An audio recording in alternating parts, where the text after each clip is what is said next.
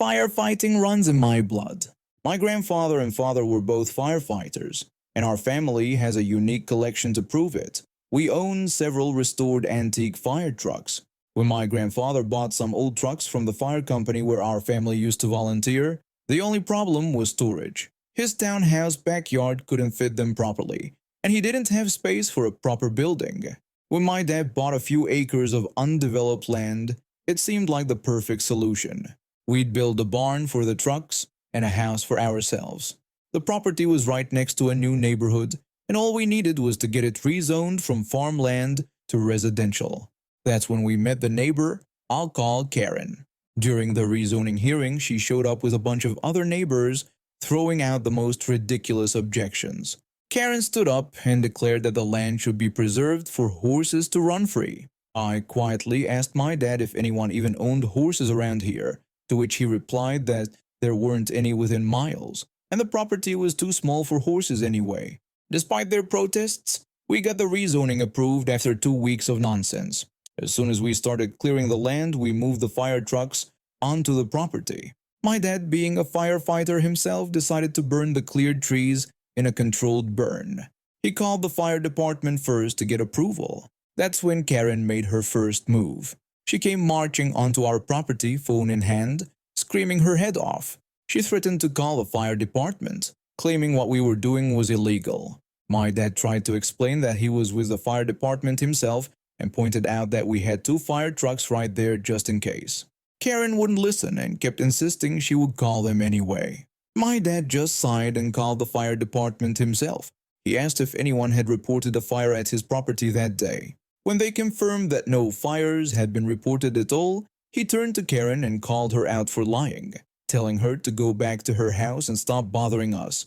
We thought things would calm down after we finished building, but Karen had other plans. She started having frequent yard sales, and her customers began using our lawn as a parking lot. Not just partially, they'd park their entire cars on our grass. We put up a clear, "No parking" sign, which worked for a while. Then one day I watched as Karen walked right up to our sign, yanked it out of the ground and threw it into the woods behind our house. The very next day, people were parking on our lawn again. That's when things got interesting. We had just gotten temporary custody of a massive Ford Louisville fire truck from another department, basically a semi-truck converted into a fire truck. Part of our agreement was to run it weekly to keep it in good condition. My dad, who'd been driving these trucks for decades, came up with a brilliant plan. He put the sign back up, then took the truck out for its weekly run. He drove to the end of the neighborhood and turned around. Now, this truck had a 10-speed manual transmission, and my dad knew exactly how to work it. When he approached Karen's house during her yard sale, he downshifted from 8th gear to 3rd. The diesel engine responded exactly as expected, belching out thick black smoke right towards her yard sale. The smoke wasn't thick enough to damage anything, but the smell of diesel was overwhelming. Within days, everything from her yard sale was in garbage bags by her trash can. She never filed a police report. After all, how would that conversation go? "Officer, my neighbor's antique fire truck drove by and made my yard sale smell like diesel." She never had another yard sale again. I guess the prospect of having her items smell like diesel fuel was enough to end her yard sale business permanently. Considering she'd been nothing but terrible to us since day one, watching her lose out on hundreds or thousands in potential yard sale profits felt like perfect karma. Just the other day, I saw her giving our property a wide berth as she walked by. Guess she finally learned that messing with firefighters and their trucks isn't such a bright idea after all. I was born into what looked like a normal family from the outside, but behind closed doors, it was anything but normal. My father worked 2 full-time jobs to keep us afloat, which meant he was rarely home. My mother, on the other hand, was always there, but she might as well have been absent too. From the time I could barely reach the kitchen counter, I became the household's unofficial maid and cook. At just 4 years old, I was already learning how to operate the washing machine and microwave. My mother spent her days sprawled on the couch watching TV shows and ordering me around like her personal servant. When my father would come home and find the house in disarray, He'd confront my mother about her laziness, but as soon as he left for work, she'd turn on me like a rabid animal. She would scream at me, calling me a worthless little brat, and blaming me for my father giving her grief about the house not being clean enough. When I tried to defend myself by saying I did my best, she slapped me and ordered me to stop talking back and get back to work. The constant stress and exhaustion took a massive toll on my health. I was getting sick every other month. Strep throat, bronchitis, severe colds, you name it. Even with a fever of 102 degrees and antibiotics in my system, I still had to cook and clean. She would coldly tell me she didn't care if I was sick, demanding to know who would feed her if I didn't cook. That's when I started my silent revenge. Every time I cooked for her while sick, I'd spit in her food. Sometimes I'd accidentally drop it on the floor, the same floor she never cleaned, and serve it anyway. She'd wolf it down without a second thought, completely oblivious to why she'd always get sick right after I did. This went on for 12 long years. 12 years of abuse, manipulation, and secret revenge. After I moved out, my health miraculously improved. Instead of being sick 6 to 8 times a year, I only got sick twice in 3 years. But my mother had the audacity to blame my weak immune system on my brief stay in foster care. One day we got into a heated argument about my childhood. She called me a liar, claiming I never had to do anything around the house until middle school and insisting she did everything herself. When I brought up all the times I had to cook for her while I had strep throat, she laughed in my face and smugly told me that never happened, knowing I could improve it. That's when I dropped the bomb. I asked her if she ever wondered why she always got sick right after me, and revealed that I had been spitting in her food for 12 years. She turned ghost white as the realization hit her. My father, who had been kept in the dark about the abuse, finally learned the truth when I took my mother to court. I'll never forget watching my father break down in tears as he heard about everything she'd done to me. He had no idea. He was always working, trying to provide for us, while she was destroying me behind his back. The court showed no mercy. She was charged with neglect, failure to protect, and failure to supervise. The judge went a step further and barred her from being around children entirely. Her reputation in our community was completely destroyed. Recently, circumstances forced me to move back in with my parents temporarily. But things are different now. My father has become my fierce protector, making it crystal clear that I don't have to lift a finger, especially not for her. He watches her like a hawk, and she's finally getting a taste of what it's like to do things for herself. The woman who once ruled over me with an iron fist now can't even look me in the eye. She's lost all her friends, her family's respect, and most importantly, her power over me. Every time she tries to order me around now, my father intervenes, telling her she's done enough damage and threatening that she'll be the one looking for a new place to live if she doesn't leave me alone. The best revenge wasn't the spit in her food, it was watching her entire world crumble as the truth came to light. Now she sits alone on that same couch, but this time there's no one left to torment, no one left to serve her, and no one left to blame but herself. I work as a software developer in the city, and after a year of working remotely, my company decided to bring everyone back to the office 3 days a week. Since parking in the city is ridiculously expensive and traffic is a nightmare, I opted to take the train. It's usually a peaceful 45-minute ride where I can do word searches or catch up on podcasts. This incident happened just a few weeks ago, and honestly, I'm still processing how bizarre it was. I had just settled into my usual spot, window seat, middle carriage, when a mother and her son, who looked about 7 or 8, boarded the train and sat in the seats behind me. I was working on my word search puzzle when I felt a small tap on my shoulder. The little boy complimented my mask and asked where I got it. I explained that my mother made it and sells fabric masks to help others. Then, to my surprise, he asked if he could have it. I politely declined, explaining that it had my germs on it and wouldn't be safe for him to wear during these challenging times. I thought that would be the end of it, but then I felt someone forcefully grab my shoulder. It was his mother, and she did not look happy. She demanded to know why I had refused her son's request, insisting it was just a mask, and that he was interested in it. I repeated my explanation about the germs and saliva on the mask, emphasizing the health risks during these challenging times. The mother turned away with an exaggerated pout, glaring at me until she had to take her son to the bathroom. When the train stopped at the next station, a blind person with a black guide dog boarded and sat in the designated disabled seat. As soon as the train started moving again, the mother came back with her son and let out this dramatic gasp, like she'd just witnessed a murder. She loudly questioned who had allowed what she called that thing on the train. At first, I thought she was referring to the person, which was already horrible enough. But then I realized she was pointing at the guide dog. Everyone else on the train was pretending not to notice, but I couldn't just sit there. I've been raised to stand up against discrimination, whether it's directed at humans or animals. I confronted her about her rudeness, explaining that it was just a service dog that wasn't hurting anyone. The blind person was visibly distressed at this point, clutching their dog's harness tighter. The mother's response was shocking. She declared that black animals shouldn't be allowed on the train or anywhere else. I was stunned into silence.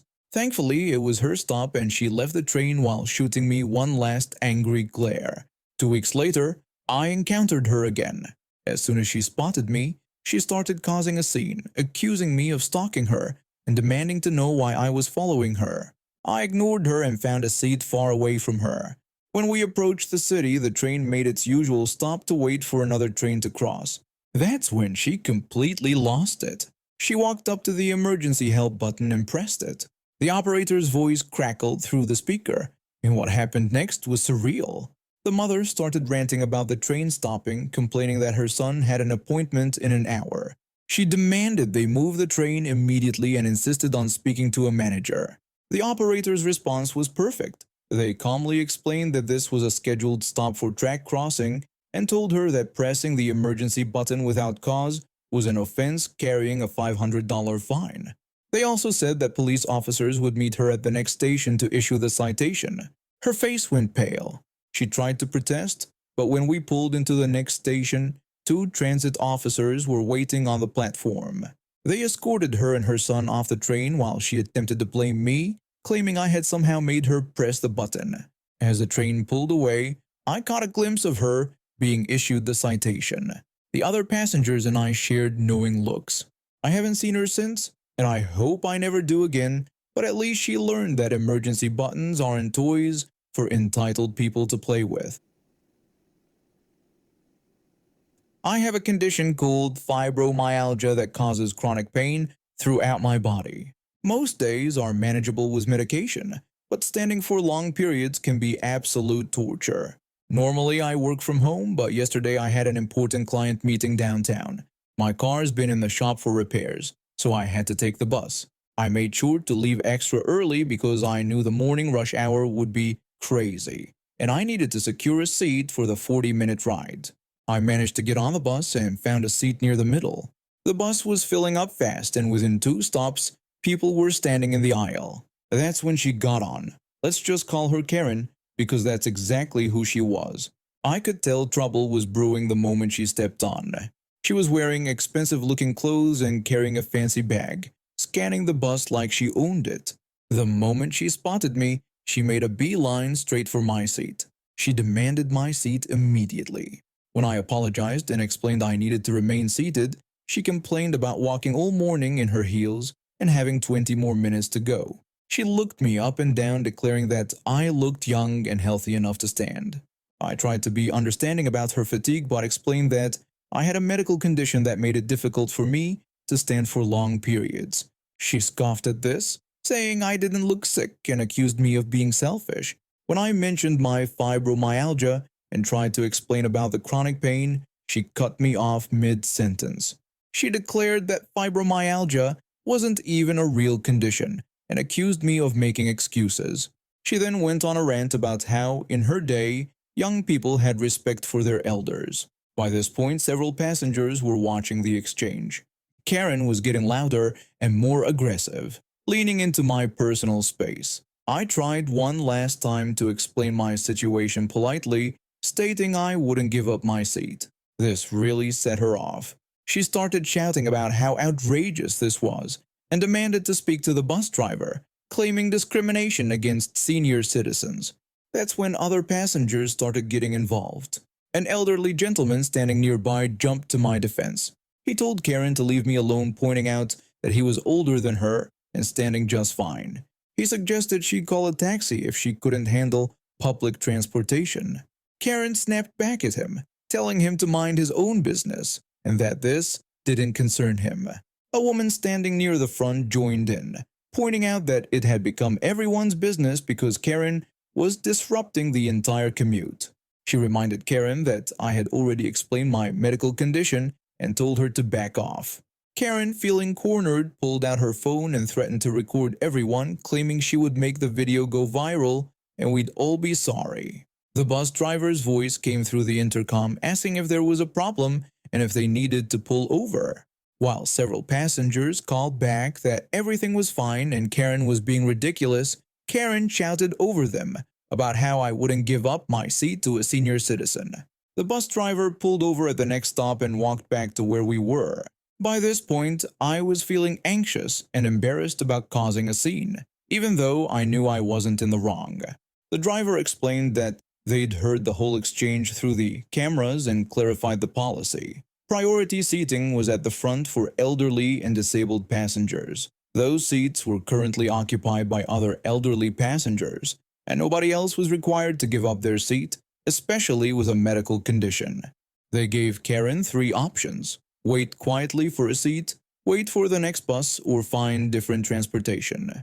Karen started ranting about paying taxes and deserving better treatment. The driver gave her a final warning to calm down or leave the bus. In response, Karen pulled out her phone again and threatened to call both the transit authority and the police, claiming she'd have everyone's jobs. The driver then told her to exit the bus. When Karen protested that they couldn't kick her off, the driver cited company policy about removing disruptive passengers. 2 young men who had been standing nearby offered to help remove her. Karen, finally realizing she had no support from anyone, turned red with anger and embarrassment.